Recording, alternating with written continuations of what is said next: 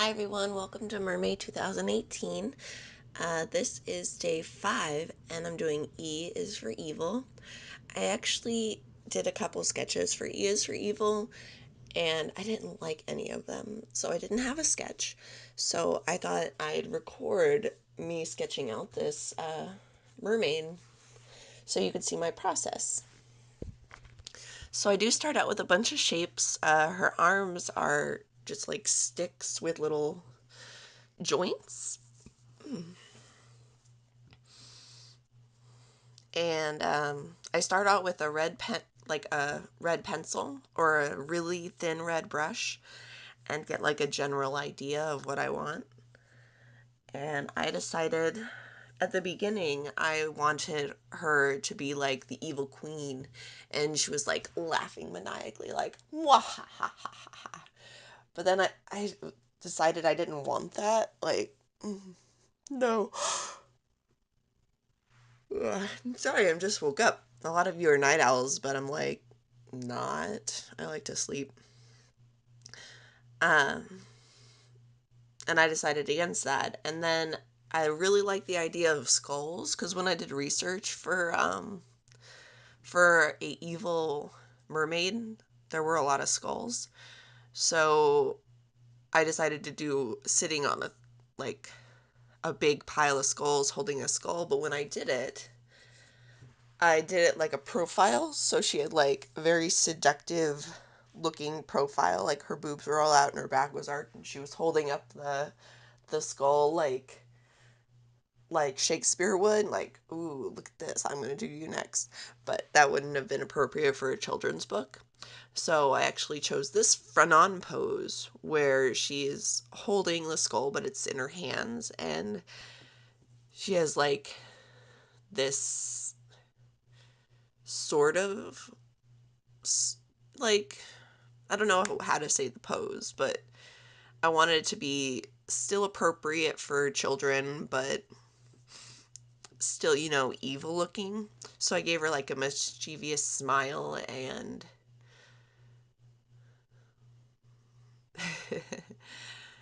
I'm trying to do different face shapes for this because Mermay is supposed to be like good practice for drawing, and this has been really good practice. If you haven't noticed that my tails have gotten a lot better, like in the shading and stuff. Of course, most nights I have more time than others. This part right here is where I was like, what do hands even look like? And I ended up getting my husband to model for me.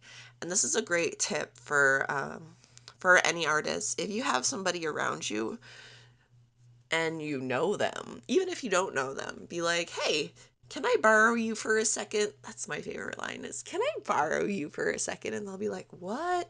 And then you do the pose and it's like, can you sit like this facing me for a second? And then they're like, sure, most of the time. Like 98% of the time they're sure. But the other time it's like, no, go away. And I'll be like, okay, fine. But I always like to use models when I get like a really confusing pose for me that I don't have the memory for. And that really helped because I wanted it to be sort of like sinister sitting, and like she doesn't even realize she's holding a skull. She's just like, yeah, this is fine. I'm waiting for my next sailor. Thought about making her topless, and I decided like her boob was too low. I didn't really like that. Drew like a really simple skull.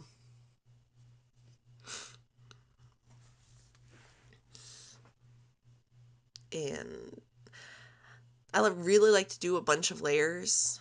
I guess you can't really see it, but I like to do a bunch of layers on this because you have a lot more power when you do more layers. Yeah, it gets confusing, like, but if you have a little toggle where uh you have the pointer tool and you just click on a line, it'll automatically find the layer for you. So that's really helpful when you have a bunch of layers. Also, when you're doing the coloring, like if you wanted to do colored lines instead of black lines, which I really think makes the entire art like pop a little bit. Definitely do each element as a different layer. So like the skull was a different layer and the tail's a different layer. And it's also important the placement of your layers. Like the tail the tail part is going to be either on top or below the skull. Oh man, it's so early. And I think I decided the skull was going to be on top, like it was sitting on her lap, not in her lap. And then the hair was fun. I wanted it to be long and flowy, like if you couldn't tell, she's a siren. So her little backstory is I gave her dark colors to sort of match like an ocean or a dark riverway.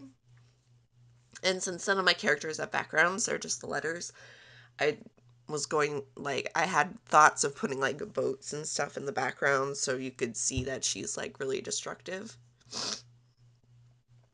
And so I gave her a long flowy hair to replicate like the water whenever she goes up to the shore. And all of these skulls were just copy and paste and like for a general idea of where I wanted the skulls. Copy and paste is amazing. Don't be afraid to use it, especially when you're just doing an undersketch, because that was a lifesaver. I really didn't want to draw like 20 skulls. And plus you can squash and stretch and make each one different. But I also went through later on and made each one a little different by adding like cracks and stuff like that. But generally, our skulls are generally the same underneath, so you can copy and paste a skull pretty much. I thought it was funny when I was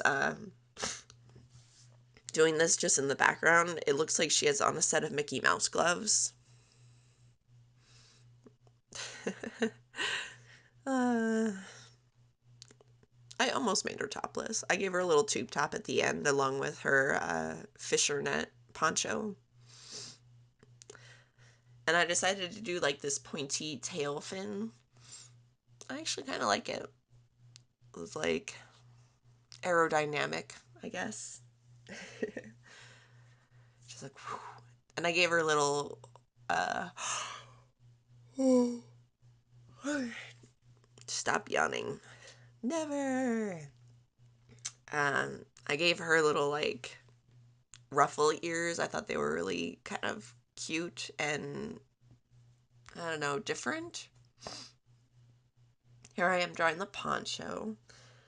And I decided to do like a fisherman's net poncho because in my mind, her backstory is the way that she gets a lot of her prey is by washing up on like a sandbar or something, and you could see the fishing net around her, and everybody's like, oh my gosh, she's in distress. And then she like attacks. Or you see her like floating in the water, sort of like looking deadish. And so she uses that to lure her prey in. And it's also very fashionable. It's a fashion poncho. I think right about now is when I'm like, should I make her topless? I wonder if I should make her topless. And now I'm adding a lot of detail, like more long flowing hair. If I don't know if you watched my second video, but I'm a big fan of Adelise Muka, so I've been trying to do a lot of that in my videos. And I decided to change her smile to make it a little more sinisterous. And I really like the Kim Possible lips better than the pointy lips. And I'm trying to mess with her facial features. Adding an underlie, like a line under the eye, to me, always makes her look a little old, and I didn't want that. And now the beauty of having different layers for everything is, for me, I like to change the color of the layer that I'm working with so I can see it better. And I clean up some of the lines and make them pointy and pretty. And that way they sort of, look clean and professional. That's what I like to do anyway. I think it really helps make the piece pop, and it's a lot easier for like cleaning up. And also when you have stuff under stuff, it's easier when it's a color to notice and remedy that. Like uh, down here to the right, you see that some of her hair is covering the fishing net. So when I get to that, I'm going to be able to see the fishing net and erase it along with her shoulder. Added fingernails, and I don't remember if I actually make the skull bigger at this point or not, but I realized that the skull was too small compared to like her skull. But her skull might be a little bit bigger.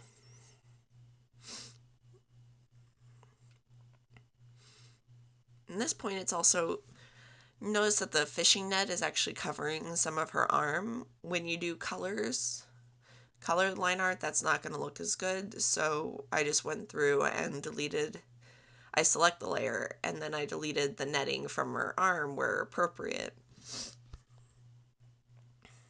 And the hair and all that stuff. Looking good.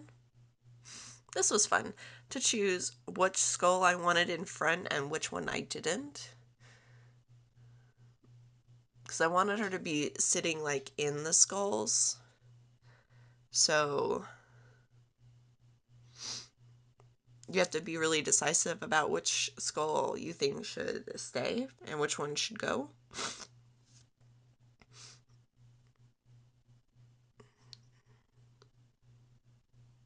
And you'll notice I didn't pick all the bottom three because I wanted her to be like nestled. Oh no, the Mickey Mouse hands are gone. Oh no.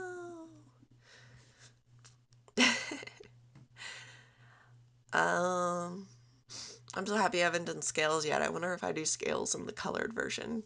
By the way, this is part 1, so if you want to see like the colored version, this one went on for a really long time. So I did 2 parts because it would have been like an hour if I kept them together. Here it is where I made the skull bigger because I was like, wow, that's like a baby skull.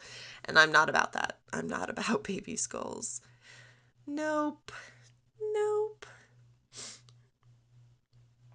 The other ones can be smaller. I don't care about them.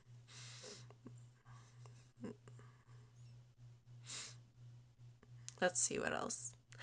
I can tell you about my Facebook and my Instagram and how I have both of those, and I'm super, on the ball of those. Um, my Nerd Nursery has a Facebook and an Instagram along with this YouTube. And I also got a Tumblr. I don't know if there's any nerd moms on Tumblr, but I'm trying to post on there from Instagram, but it's being like super mean. And it's like, Instagram isn't agreeing with Tumblr. And it's just like, no, don't do that. Bummer, bummer.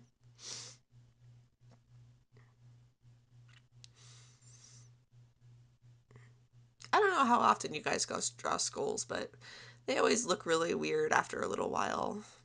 Just like, we look like that underneath. Not necessarily this. This is like a cartoony version. But, yeah, it's weird. Like, you have to draw the same thing over and over again. Actually, I didn't have to draw it. It was copy and paste. But, like, looking back on it, it's like, yeah. Because I had to fix each one and make each one sort of individual. Because I didn't want them to all be the exact same. Like, different nationalities have different skull shapes and stuff like that. You can tell. Because I watched Bones. That was a cool show. Right now I'm watching Charmed. This is a tangent, but I'm watching Charmed right now because there's like 17 million seasons. And I really like to binge watch stuff while I do my work. And Charmed is perfect because I never watched it before. I wasn't a Charmed person. I was thinking of watching Buffy after. What's a show that you guys recommend that has a lot of seasons that, you don't have to pay 100% attention to? Let me know in the comments. I'd also like to know if you got this far in the video. If you like this video, please like and subscribe.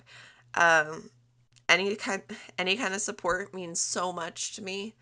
Let me know in the comments how your day is going, if you're having a good weekend. If it's not the weekend, tell me it's not the weekend anymore, because YouTube, it could not be the weekend, or it could always be the weekend for you. But like and subscribe, follow my social media. I'll talk to you in the part 2 about the Kickstarter that I'm going to be doing at the end of the month.